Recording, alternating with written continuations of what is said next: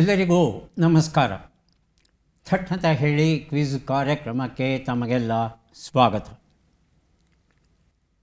ಮನುಷ್ಯ ತನ್ನ ಮನಸ್ಸಿನ ಭಾವನೆಗಳನ್ನು ವ್ಯಕ್ತಪಡಿಸೋದಕ್ಕೆ ಸೂಕ್ತ ಮಾಧ್ಯಮವನ್ನು ಹುಡುಕ್ತಾ ಇರ್ತಾನೆ. ಕೆಲವರು ಚಿತ್ರಗಳ ಮೂಲಕ ತಮ್ಮ ಅನಿಸಿಕೆಗಳನ್ನು ವ್ಯಕ್ತಪಡಿಸಿದರೆ, ಕೆಲವರು ಶಿಲ್ಪಕಲೆಗಳ ಮೂಲಕ, ಅಭಿನಯದ ಮೂಲಕ, ಹಾಡಿನ ಮೂಲಕ, ನೃತ್ಯದ ಮೂಲಕ ತಮ್ಮ ಭಾವನೆಗಳನ್ನು ವ್ಯಕ್ತಪಡಿಸೋದನ್ನು ನೋಡ್ತೇವೆ. ಹಾಗೆಯೇ ಅನೇಕ ಜನ ತಮ್ಮ ಮನಸ್ಸಲ್ಲಿ ಇರುವಂಥ ವಿಚಾರಗಳನ್ನು ಕಥೆಗಳ ಮೂಲಕ, ಕಾವ್ಯಗಳ ಮೂಲಕ, ನಾಟಕಗಳ ಮೂಲಕ ಬರೆಯೋದನ್ನು ನಾವು ನೋಡ್ಕೊಂಡು ಬಂದಿದ್ದೇವೆ. ಅದರಲ್ಲೂ ನಮ್ಮ ಭಾರತೀಯ ಸನಾತನ ಸಾಹಿತ್ಯಕ್ಕೆ ಬಂತು ಅಂತ ಹೇಳ್ತಂದರೆ, ಕಾವ್ಯ ಅನ್ನೋದು ಬಹಳ ದೊಡ್ಡ ವಿಚಾರ. ಕಾವ್ಯವನ್ನು ಬರೀಬೇಕು ಅಂದರೆ ಎಲ್ಲರೂ ಬರೆಯೋ ಹಾಗಿಲ್ಲ. ಒಂದು ಕಾವ್ಯವನ್ನು, ಅದರಲ್ಲೂ ಮಹಾಕಾವ್ಯವನ್ನು ಬರೀಬೇಕು ಅಂದರೆ ಏನೆಲ್ಲ ಮಾಡಬೇಕು ಅನ್ನೋದಕ್ಕೆ ವಿಧಿವಿಧಾನಗಳು ಉಂಟು. ಆ ಕಾವ್ಯದ ನಾಯಕ ಒಬ್ಬ ದೈವ ಆಗಿರಬೇಕು, ಅಥವಾ ದೈವಕ್ಕೆ ಸರಿ ಸಮಾನಾದಂಥ ಒಬ್ಬ ವ್ಯಕ್ತಿ ಆಗಿರಬೇಕು. ಸಾಮಾನ್ಯ ಮನುಷ್ಯ ಆಗಲಿಕ್ಕೆ ಸಾಧ್ಯ ಇಲ್ಲ. ಧೀರೋದಾತ್ತ ಆಗಿರಬೇಕು ಆತ. ಹೀಗೆ ಅನೇಕ ಲಕ್ಷಣಗಳನ್ನು ಹೇಳ್ತಾ ಹೋಗ್ತಾರೆ. ಅವುಗಳಲ್ಲಿ ಬಹಳ ಮುಖ್ಯವಾದದ್ದು ಅಷ್ಟಾದಶ ವರ್ಣನೆಗಳು ಅಂತ. ಈ ಅಷ್ಟಾದಶ ವರ್ಣನೆಗಳು ಅಂದರೆ 18 ರೀತಿಯ ವರ್ಣನೆಗಳು ಇರಬೇಕಂತೆ ಕಾವ್ಯದಲ್ಲಿ. ಯಾಕಿರಬೇಕು ಅಂತ ಪ್ರಶ್ನೆ ಕೇಳಿದ್ರೆ, ಅದು ಕವಿಯ ಅನುಭವ ಹಾಗೂ ಜೀವನಾನುಭವ ಏನಿದೆ, ಎಷ್ಟರ ಮಟ್ಟಿಗೆ ಪರಿಪಕ್ವವಾಗಿದೆ ಅನ್ನೋದನ್ನು ತಿಳ್ಕೊಳ್ಳಿಕ್ಕೆ ಈ ಅಷ್ಟಾದಶ ವರ್ಣನೆ ಬಹಳ ಮುಖ್ಯ.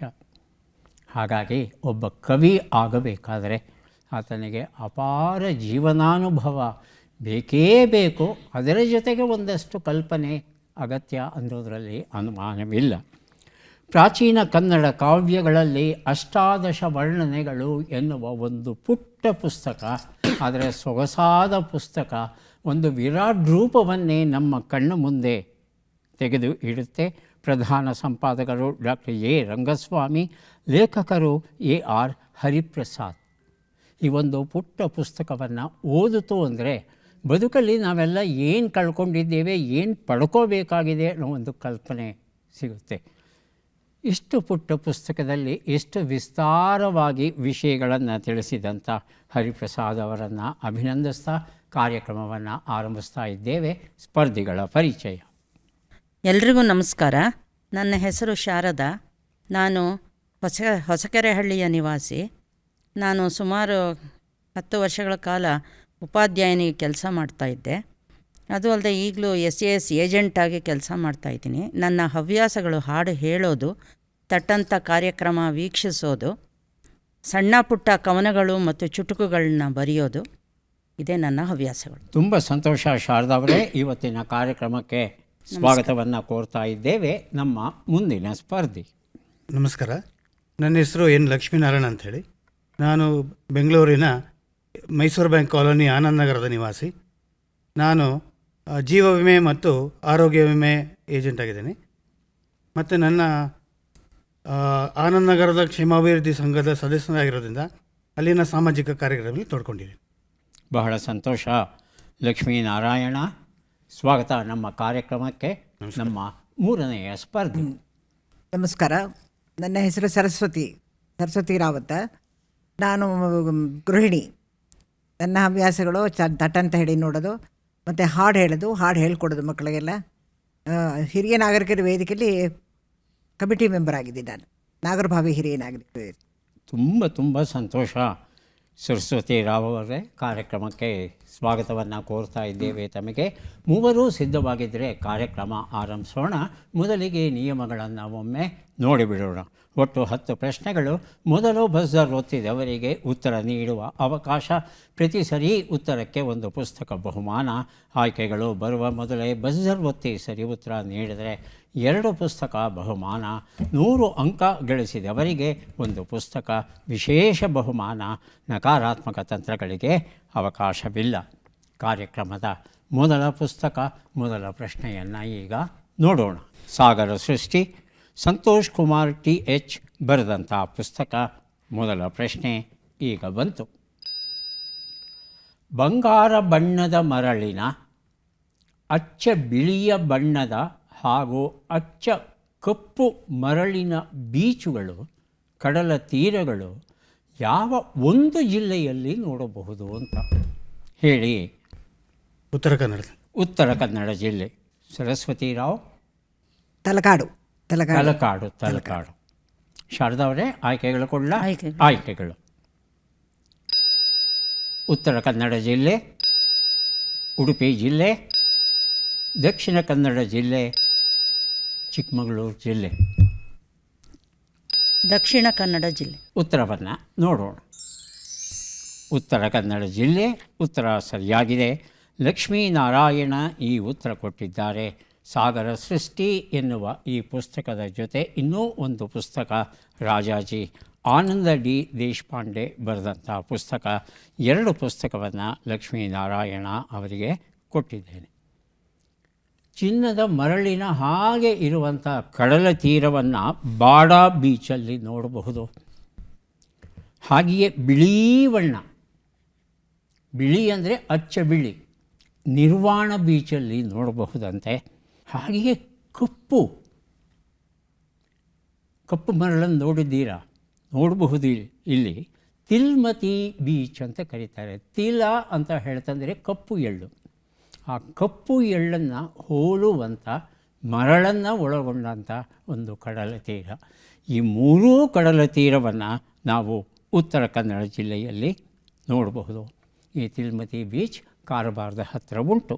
ಮುಂದಿನ ಪುಸ್ತಕ, ಈರಣ್ಣ ಬೆಂಗಾಲಿ ಬರೆದ ಭೂಮಿ ಎನ್ನುವ ಕಾದಂಬರಿ. ಪ್ರಶ್ನೆ: ಭಾರತದಲ್ಲಿರುವ ಏಕೈಕ ಅಗ್ರಸ್ತನಿ ನರವಾನರ ಪ್ರೈಮೇಟ್ ಯಾವುದು? ಆಯ್ಕೆಗಳನ್ನು ನೋಡೋಣ. Hoolock ನೋಮಸ್ಕಸ್, hoolock ಟಿಯಾಂಕ್ಸಿಂಗ್, hoolock ಲ್ಯೂಕೋನೆಡಿಸ್. ಶಾರದವರೇ, ತಮ್ಮ ಉತ್ತರ. ಮೂರನೇದು ಹೂಲಾಕ್ ಟಿಯಾನ್ಸ್ಕಿಂಗ್. ಹೂಲಾಕ್ ಟಿಯಾಂಗ್ಸಿಂಗ್ ಅನ್ನೋದು ಆಯ್ಕೆ 3. ಹೌದಾ? ಈಗ ಸರಸ್ವತಿ ರಾವ್. ಆಯ್ಕೆ 2. ಹೂಲಾಕ್ ಅಂತ ಹೇಳ್ತಾ ಇದ್ದಾರೆ. ಉತ್ತರವನ್ನು ನೋಡೋಣ. ಆದರೆ ಸರಿಯಾದ ಉತ್ತರ ಹೂಲಾಕ್ ಲ್ಯೂಕೋನೆಡಿಸ್ ಅನ್ನೋದು ಸರಿಯಾದ ಉತ್ತರ ಆಗಿತ್ತು. ಪ್ರೈಮೇಟ್ ಅಂದರೆ ಏನು? ಇದನ್ನು ತಿಳ್ಕೋಬೇಕಾಗುತ್ತೆ. ಮನುಷ್ಯರಿಗೆ ಬಹುಶಃ ಜನ್ಮವನ್ನು ನೀಡಿದಂಥ ಪ್ರಾಣಿವರ್ಗ ಇದು. ಮನುಷ್ಯನ ಅತ್ಯಂತ ಸನಿಹ ಸಂಬಂಧಿ. ಚಿಂಪ್ಯಾನ್ಸಿ, ಗೊರಿಲ್ಲಾ, ಉರಾಂಗುಟಾನ್ ಇತ್ಯಾದಿಗಳೆಲ್ಲ ಬರುತ್ತಲ್ಲ, ಅದರ ಗುಂಪಿಗೆ ಈ ಹೂಲಾಕ್ ಸಹ ಸೇರುತ್ತೆ. ಭಾರತ, ಮಯನ್ಮಾರ್, ಬಾಂಗ್ಲಾದೇಶ್, ದಕ್ಷಿಣ ಚೀನಾದಲ್ಲಿ ಹೆಚ್ಚು ಕಂಡುಬರುತ್ತೆ ಇದು. ನಮ್ಮ ಭಾರತದಲ್ಲಿ ಅಸ್ಸಾಂ, ಮೇಘಾಲಯ, ಅರುಣಾಚಲ ಪ್ರದೇಶ, ನಾಗಾಲ್ಯಾಂಡ್, ಮಣಿಪುರ, ಮಿಜೋರಾಂ ಈ ಜಿಲ್ಲೆಗಳಲ್ಲಿ ಹೆಚ್ಚು ಕಂಡುಬರುತ್ತಂತೆ. ನೆಲದ ಮೇಲೆ ಇಳಿಯೋದು ಅಪರೂಪ. ಸಾಮಾನ್ಯವಾಗಿ ಮರದ ಮೇಲೆ ಇರುತ್ತೆ. ಪುಟ್ಟ ಸಂಸಾರ, ಏಕಪತ್ನಿ ವ್ರತಸ್ಥ. ಒಂದು ಸಲ ತನ್ನ ಸಂಗಾತಿಯನ್ನು ಗಂಡು ಆಯ್ಕೆ ಮಾಡಿಕೊಂಡ್ರೆ, ಹೆಣ್ಣು ಆಯ್ಕೆ ಮಾಡಿಕೊಂಡ್ರೆ ಜೀವನ ಪರ್ಯಂತ ಒಟ್ಟಿಗೆ ಇರುತ್ತವೆ. ಮನುಷ್ಯ ಕಲಿಬೇಕು ಇವುಗಳಿಂದ ಪಾಠ. ಅಷ್ಟು ಅದ್ಭುತವಾದಂಥ ಜೀವಿ. ಸ್ವಲ್ಪ ನಾಚಿಕೆ, ಮನುಷ್ಯರನ್ನು ಕಂಡರೆ ದೂರ ಹೋಗುವ ಒಂದು ಗುಣ ಇದಕ್ಕೆ ಉಂಟು. ಮುಂದಿನ ಪುಸ್ತಕ ಮತ್ತು ಪ್ರಶ್ನೆಯನ್ನು ನೋಡೋಣ. ಗೆಲುವಿನ ಗುಟ್ಟು. ಮೂಲ ರಾಮ್ ಗೋಪಾಲನ್, ಕನ್ನಡಕ್ಕೆ ಚಿರಂಜೀವಿ. ನಮ್ಮ ಪ್ರಶ್ನೆಯನ್ನು ನೋಡೋಣ. ಬೋರಿಂಡೋ ಎಂದರೆ ಏನು? ಆಯ್ಕೆಗಳನ್ನು ನೋಡೋಣ. ಒಂದು ಪ್ರಾಚೀನ ಭಾಷೆ, ಒಂದು ಪ್ರಾಚೀನ ಸಮರ ಕಲೆ, ಒಂದು ಪ್ರಾಚೀನ ವಾದ್ಯ, ಒಂದು ಪ್ರಾಚೀನ ಬುಡಕಟ್ಟು. ಮೊದಲಿಗೆ ಶಾರದಾ, ಆನಂತರ ಸರಸ್ವತಿ ರಾವ್. ಒಂದು ಪ್ರಾಚೀನ ವಾದ್ಯ. ಆಯ್ಕೆ 3. ಸರಸ್ವತಿ ರಾವ್. ಒಂದು ಪ್ರಾಚೀನ ಸಮರಕಲೆ. ಸಮರಕಲೆ ಆಯ್ಕೆ 2 ಉತ್ತರವನ್ನು ನೋಡೋಣ. ಪ್ರಾಚೀನ ವಾದ್ಯ ಅನ್ನೋದು ಸರಿಯಾದ ಉತ್ತರ ಆಗಿತ್ತು. ಶಾರದಾ ಅವರಿಗೆ ಗೆಲುವಿನ ಗುಟ್ಟು ಎನ್ನುವ ಈ ಒಂದು ಪುಸ್ತಕವನ್ನು ಕೊಟ್ಟಿದ್ದೇನೆ. ಈ ಬೋರಿಂಡೋ ಅನ್ನೋ ವಾದ್ಯ ಸಿಂಧೂ ಸರಸ್ವತಿ ಸಂಸ್ಕೃತಿಯ ಕಾಲಕ್ಕೆ ಸೇರಿದ್ದು. ಈಗಿನ ಪಾಕಿಸ್ತಾನದ ಸಿಂಧ್ ಪ್ರಾಂತ್ಯದಲ್ಲಿ ಇವತ್ತಿಗೂ ಆ ವಾದ್ಯವನ್ನು ಬಳಸುವ ಜನ ಉಂಟಂತೆ. ಇದು ಹೇಗಿರುತ್ತೆ ಈ ವಾದ್ಯ ಅಂದರೆ, ಮಕ್ಕಳು ಹುಂಡಿ ಮಾಡ್ಕೋತಾರಲ್ಲ, ಮಣ್ಣಿನ ಹುಂಡಿ, ಹೆಚ್ಚು ಕಡಿಮೆ ಅದೇ ಗಾತ್ರದ ಹುಂಡಿ ಥರನೇ ಇರುತ್ತೆ. ಮೇಲುಗಡೆ ಮುಂಭಾಗದಲ್ಲಿ ಒಂದು ರಂಧ್ರ ಇರುತ್ತೆ, ಪಾರ್ಶ್ವದಲ್ಲಿ 1, 2, 3, 4 ರಂಧ್ರಗಳು ಇರುತ್ತೆ. ಈ ದೊಡ್ಡ ರಂಧ್ರದ ಮೂಲಕ ಗಾಳಿಯನ್ನು ಊದಿದಾಗ ಈ ಪಕ್ಕದ ರಂಧ್ರಗಳ ಮೂಲಕ ಆ ಗಾಳಿ ಶಬ್ದ ಹೊರಗೆ ಬರುತ್ತೆ. ಈ ಬೆರಳುಗಳಿಂದ ಅದನ್ನು ಮುಚ್ಚಿ ತೆಗೆಯುವುದರ ಮೂಲಕ, ಕೊಳಲನ್ನು ಹೇಗೆ ಮುಚ್ಚಿ ತೆಗಿತೇವೋ ಹಾಗೆ ಮುಚ್ಚಿ ತೆಗೆಯುವುದರ ಮೂಲಕ ಸಂಗೀತವನ್ನು ಹೊರಡಿಸ್ತಾರೆ.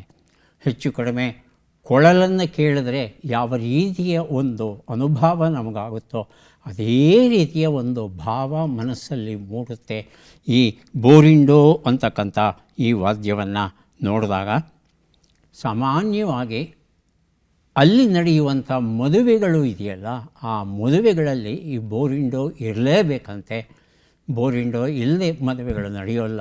ಆದರೆ ಇತ್ತೀಚಿನ ದಿನಗಳಲ್ಲಿ ಯುವಜನತೆ ಈ ಬೋರಿಂಡೋ ಕಲಿಯೋದರಲ್ಲಿ ಅಷ್ಟು ಆಸಕ್ತಿ ತೋರಿಸ್ತಾ ಇಲ್ಲ. ಈ ಕಲೆ ನಶಿಸ್ತಾ ಇದೆ ಅನ್ನೋ ಕೊರಗು ಸಹ ಉಂಟು. ಮುಂದಿನ ಪುಸ್ತಕ ಶ್ರೀ ರಂಗವಿಠಲಾಂಕಿತ ಶ್ರೀಪಾದರಾಜರ ದೇವರ ನಾಮಗಳು. ನಮ್ಮ ಪ್ರಶ್ನೆ: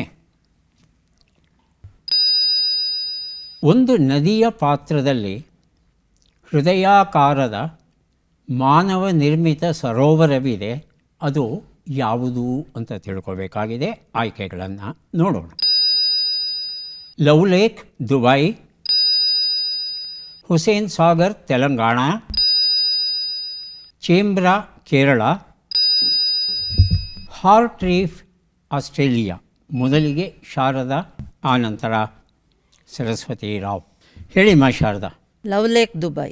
ಆಯ್ಕೆ 1 Saraswati Rao. 4 heart reef, Australia.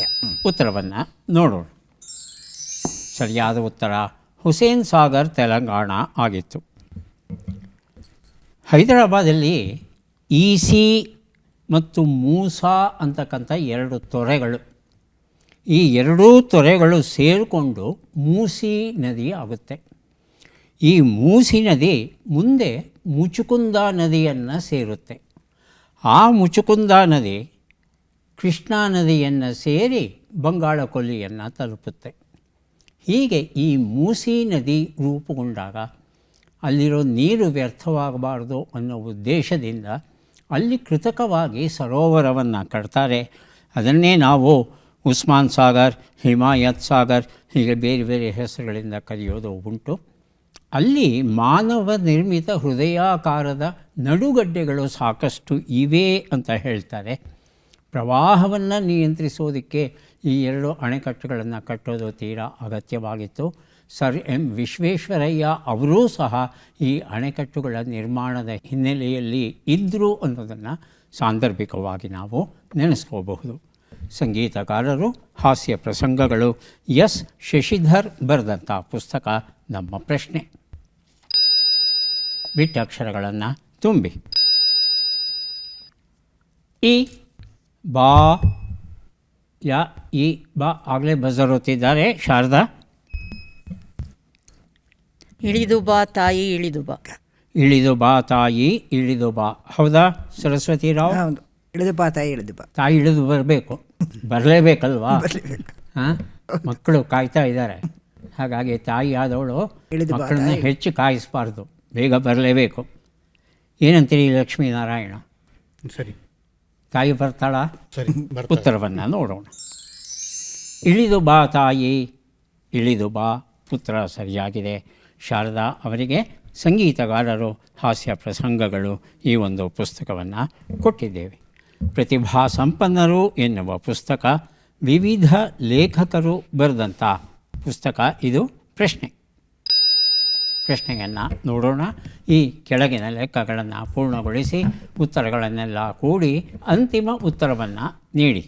ಲೆಕ್ಕಗಳು 63 ಕೂಡು 36, 75 ಕಳೆ 48, 27 ಗುಣಿಸು 9, 175 ಭಾಗಿಸು 5.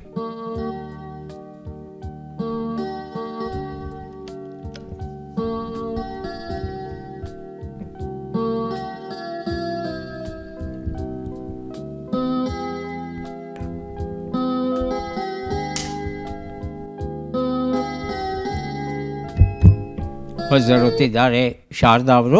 ಅಂತಿಮ ಉತ್ತರ 404. 404. ಲಕ್ಷ್ಮೀನಾರಾಯಣ ಮಾಡ್ತಾ ಇದ್ದಾರೆ. ಸರಸ್ವತಿ ರಾವ್ ಲೆಕ್ಕವನ್ನು ಇನ್ನೂ ಮಾಡ್ತಾ ಇದ್ದಾರೆ. ಉತ್ತರವನ್ನು ನೋಡ್ತಾ ಹೋಗೋಣ. ಒಂದು ಉತ್ತರ 99, 27, 243, 35 ಎಲ್ಲವನ್ನು ಕೂಡಿದ್ರೆ 404, 404 ಬಂದಿದೆ. ಈ ಉತ್ತರವನ್ನು ಶಾರದಾ ಅವರು ಕೊಟ್ಟಿದ್ದಾರೆ. ಪ್ರತಿಭಾ ಸಂಪನ್ನರು ಎನ್ನುವ ಈ ಒಂದು ಪುಸ್ತಕವನ್ನು ಅವರಿಗೆ ಕೊಟ್ಟಿದ್ದೇವೆ. ಮುಂದೆ ಕೊಡ್ತಾ ಇದ್ದೇವೆ ಕಾವೇರಿ ನದಿ ತೀರದ ಪ್ರಸಿದ್ಧ ಸ್ಥಳಗಳು. ಆರ್ ರಂಗಸ್ವಾಮಿ ಶಾಂತ ಬರೆದಿರುವಂಥ ಪುಸ್ತಕ. ಪ್ರಶ್ನೆ: ಈ ಪದ್ಮ ಪುರಸ್ಕೃತರನ್ನು ಗುರುತಿಸಿ. ಚಿತ್ರವನ್ನು ನೋಡೋಣ.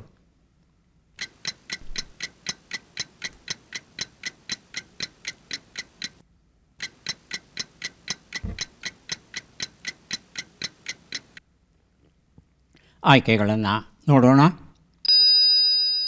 ಸೋನಿಯಾ ನಿತ್ಯಾನಂದ, ವಿಜಯಲಕ್ಷ್ಮಿ ದೇಶಮಾನೆ, ಥಿ.ಎಂ. ಸೂರ್ಯಮುಖಿ ದೇವಿ, ನೀರಜ್ ಬಾಟ್ಲಾ. ಮೊದಲಿಗೆ ಶಾರದಾ, ಆನಂತರ ಸರಸ್ವತಿ ರಾವ್. ವಿಜಯಲಕ್ಷ್ಮಿ ದೇಶಮಾನೆ. ಆಯ್ಕೆ 2 ಸರಸ್ವತಿ ರಾವ್. ಥಿ.ಎಂ. ಸೂರ್ಯಮುಖಿ ದೇವಿ. ಆಯ್ಕೆ 3. ಉತ್ತರವನ್ನು ನೋಡೋಣ. ಥಿ.ಎಂ. ಸೂರ್ಯಮುಖಿ ದೇವಿ ಉತ್ತರ ಸರಿಯಾಗಿದೆ. ಕಾವೇರಿ ನದಿ ತೀರದ ಪ್ರಸಿದ್ಧ ಸ್ಥಳಗಳು ಎನ್ನುವ ಈ ಒಂದು ಪುಸ್ತಕವನ್ನು ಸರಸ್ವತಿ ರಾವ್ ಅವರಿಗೆ ಕೊಟ್ಟಿದ್ದೇವೆ. ಥಿ.ಎಂ. ಸೂರ್ಯಮುಖಿ ದೇವಿ ಅವರಿಗೆ ಈ ವರ್ಷ ಪದ್ಮಶ್ರೀ ಗೌರವ ದೊರೆತಿದೆ. ಮಣಿಪುರ ರಾಜ್ಯಕ್ಕೆ ಸೇರಿದವರು. ಮಣಿಪುರಿ ಶಾಸ್ತ್ರೀಯ ನೃತ್ಯದಲ್ಲಿ ಇವರು ಅಪಾರ ಅನುಭವವನ್ನು ಉಳ್ಳಂಥವರು. ಕಳೆದ ವರ್ಷ ಜೂನ್ನಲ್ಲಿ ಇವರು ನಮ್ಮನ್ನು ಅಗಲಿದರು. ಅವರಿಗೆ ಪದ್ಮಶ್ರೀ ಗೌರವವನ್ನು ನೀಡಿ ಸನ್ಮಾನಿಸಿದೆ ನಮ್ಮ ಸರ್ಕಾರ. ಮುಂದಿನ ಪುಸ್ತಕ ಸಾಧನಾ ಸಂಚಯ. ಪ್ರಪ್ರಥಮ ಸಾಧಕೀಯರ ಯಶೋಗಾಥೆಗಳು. ಗೌರವ ಸಂಪಾದಕರು ಬಾವೆಂ ಶೇಷ. ಪ್ರಧಾನ ಸಂಪಾದಕರು ಡಾಕ್ಟರ್ ಗೀತಾ ಕೃಷ್ಣಮೂರ್ತಿ. ನಮ್ಮ ಪ್ರಶ್ನೆ: ಈ ಅಕ್ಷರಗಳನ್ನು ಸರಿಯಾಗಿ ಜೋಡಿಸಿ.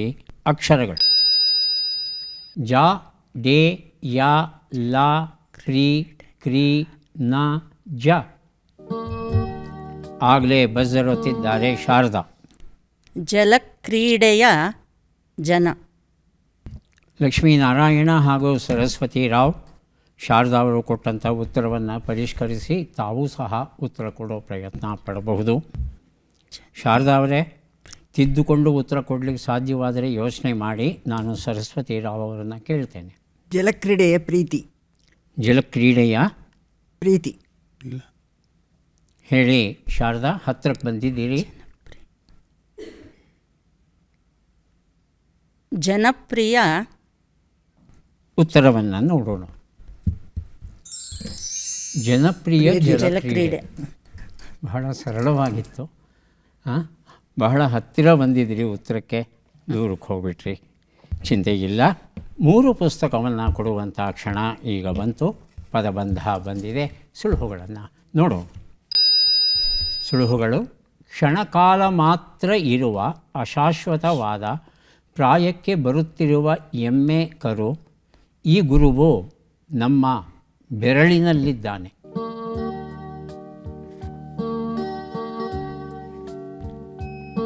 ಬಜರ್ ಒತ್ತಿದ್ದಾರೆ ಕ್ಷಣಿಕ ಕಾಲ. ಸರಸ್ವತಿ ರಾವ್. ಮೊದಲನೇದು ಕ್ಷಣಿಕ ಕಾಲ. 3 ಶಬ್ದ ಸಿಗ್ತಾ? ದಯವಿಟ್ಟು 3 ಶಬ್ದಕ್ಕೆ ಪ್ರಯತ್ನಿಸಿ. ಲಕ್ಷ್ಮೀನಾರಾಯಣ, ಕ್ಷಣಕಾಲ ಮಾತ್ರ. ಶಾರದಾ ಅವರು. ಕ್ಷಣಿಕ ಕಾಲ. ಅಲ್ಲ, 3 ಶಬ್ದ ಸಿಗ್ತಾ? ಇಲ್ಲ. ಹಾಂ, ಅದೇ ಆಗಿರೋದು ತೊಂದರೆ. ಈಗ ನಾನು ಮೊದಲನೇ ಶಬ್ದ ನಾನು ಕೊಡ್ತೇನೆ. 2ನೇ ಶಬ್ದ 3ನೇ ಶಬ್ದಕ್ಕೆ ತಾವು ಪ್ರಯತ್ನಿಸಬಹುದು. ಒಂದು ಉತ್ತರ ಕ್ಷಣಭಂಗುರ. 2 ಉತ್ತರ ಯಾರು ಬೇಕಾದರೂ ಬಜರ್ ಒತ್ತಬಹುದು, ಉತ್ತರವನ್ನು ಕೊಡಬಹುದು. ಕನಸು. ಕಡಸು ಅಂತ ಹೇಳ್ತಾ ಇದ್ದಾರೆ ಸರಸ್ವತಿಯವರು. ಉತ್ತರವನ್ನು ನೋಡೋಣ. ಮಣಕ. ಡಾ ಅಲ್ಲ, ನಾ ಇರೋದು ಮಣಕ. 3 ಉತ್ತರ ಹೇಳಿಮ್ಮ. ಉಗುರು. ಉಗುರು. ಉತ್ತರವನ್ನು ನೋಡೋಣ. ಉಗುರು ಉತ್ತರ ಸರಿಯಾಗಿದೆ. ಇನ್ನೊಂದಿಷ್ಟು ಪ್ರಾಣೇಶ್ ರಾವ್ ಬರೆದಂಥ ಲೇಖನಗಳ ಕೃತಿ ಕೊಟ್ಟಿದ್ದೇನೆ ಶಾರದಾ ಅವರಿಗೆ. ಈಗ ನಾವು ಬಂದಿದ್ದೇವೆ ಕಾರ್ಯಕ್ರಮದ ಕೊನೆಯ ಘಟ್ಟಕ್ಕೆ. ಚಟ್ಪಟ್ ಚಿನ್ಕುರುಳಿ 5 ಪ್ರಶ್ನೆಗಳು. ಮೊದಲ ಅವಕಾಶ ಶಾರದಾ ಅವರಿಗೆ. ಸಿದ್ಧವಾಗಿದ್ದೀರಾ?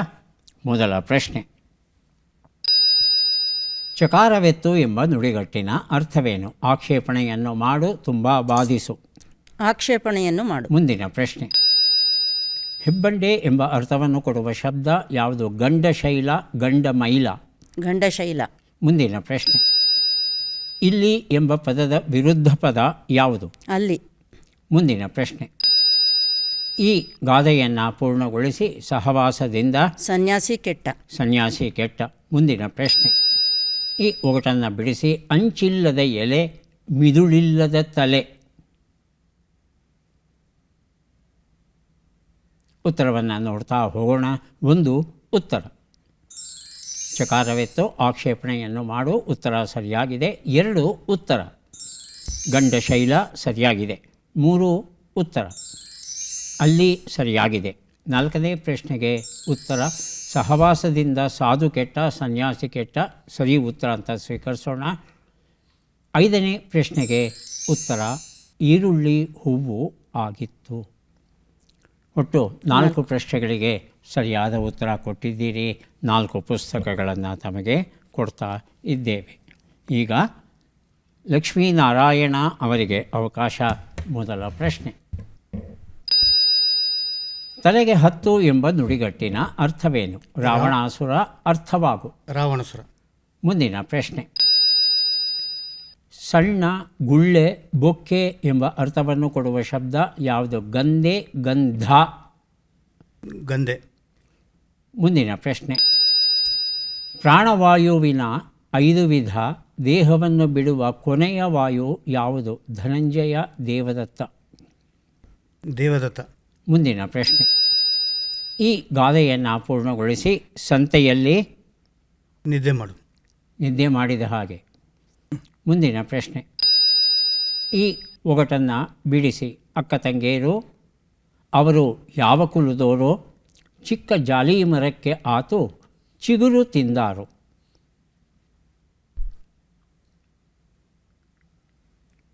ಉತ್ತರವನ್ನು ನೋಡ್ತಾ ಹೋಗೋಣ. ತಲೆಗೆ 10 ಅಂದರೆ ಅರ್ಥವಾಗು ಅಂತ ಅರ್ಥ.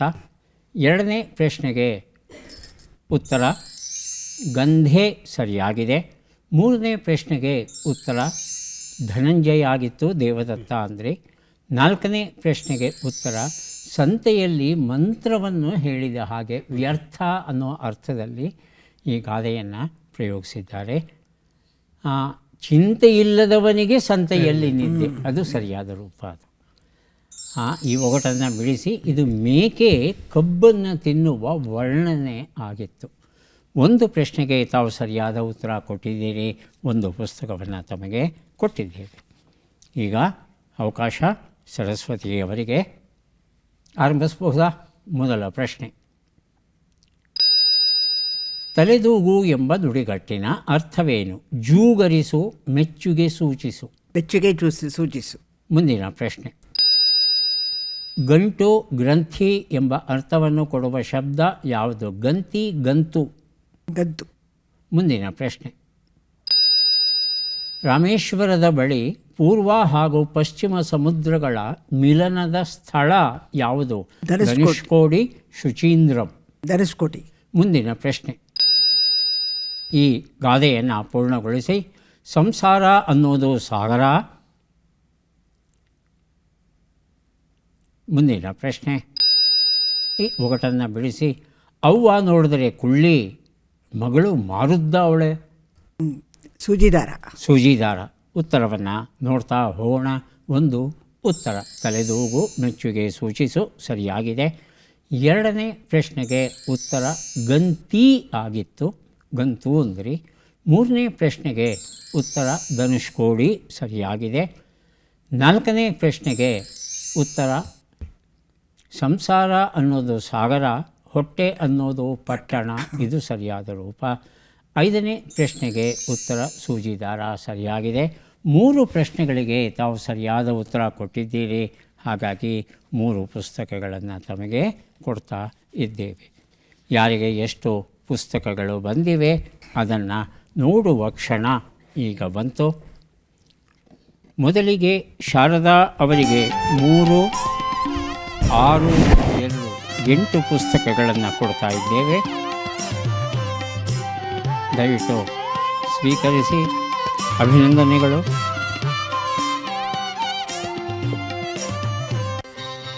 ಲಕ್ಷ್ಮೀನಾರಾಯಣ ಅವರಿಗೆ 3 ಪುಸ್ತಕ ಸಿಗ್ತಾ ಇದೆ, ಸ್ವೀಕರಿಸಿ. ಅಭಿನಂದನೆಗಳು.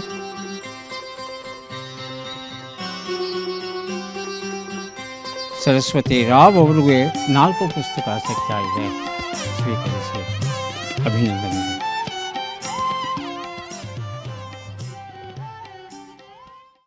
ಡಿಸೆಂಬರ್ 21 ರಾತ್ರಿಯವರೆಗೆ, ಯಾವಾಗ ರಾತ್ರಿ ಬಹಳ ಸುದೀರ್ಘವಾಗಿರುತ್ತೋ, ಹಲವು ಗಿಡಗಳೇನು ಮಾಡುತ್ತಂದರೆ ಮರುದಿನ ಬೆಳಿಗ್ಗೆ ಎಚ್ಚೆತ್ತು ತಮ್ಮ ಜೈವಿಕ ಚಟುವಟಿಕೆಯನ್ನು ತೋರಿ ಬೆಳೆಯೋದಕ್ಕೆ ಶುರು ಮಾಡುತ್ತಂತೆ. ಯಾಕಂದರೆ 21ಕ್ಕೆ ಚಳಿಗಾಲ ಮುಗಿದೋಗುತ್ತೆ ಮತ್ತು ಬೇಸಿಗೆ ಶುರುವಾಗುತ್ತಲ್ಲ, ದಕ್ಷಿಣಾಯನ ಮುಗಿದು ಹೋಗಿ ಉತ್ತರಾಯಣ ಶುರುವಾಗುತ್ತಲ್ಲ, ಆ ಉತ್ತರಾಯಣ ಶುರುವಾಗೋದು ಮೊದಲ ದಿನದಂದೇ ಗಿಡಗಳಿಗೆ ಗೊತ್ತಾಗುತ್ತಂತೆ. ಹಾಗಾಗಿ ಚಿಗುರೋದಕ್ಕೆ ಬೇಕಾದ ಎಲ್ಲ ವ್ಯವಸ್ಥೆಗಳನ್ನು ಮಾಡಿಕೊಳ್ಳುತ್ತಂತೆ. ಅದ್ಭುತವಾದದ್ದು ಸಸ್ಯ ಜಗತ್ತು. ಮತ್ತೆ ಭೇಟಿಯಾಗೋಣ. ನಮಸ್ಕಾರ.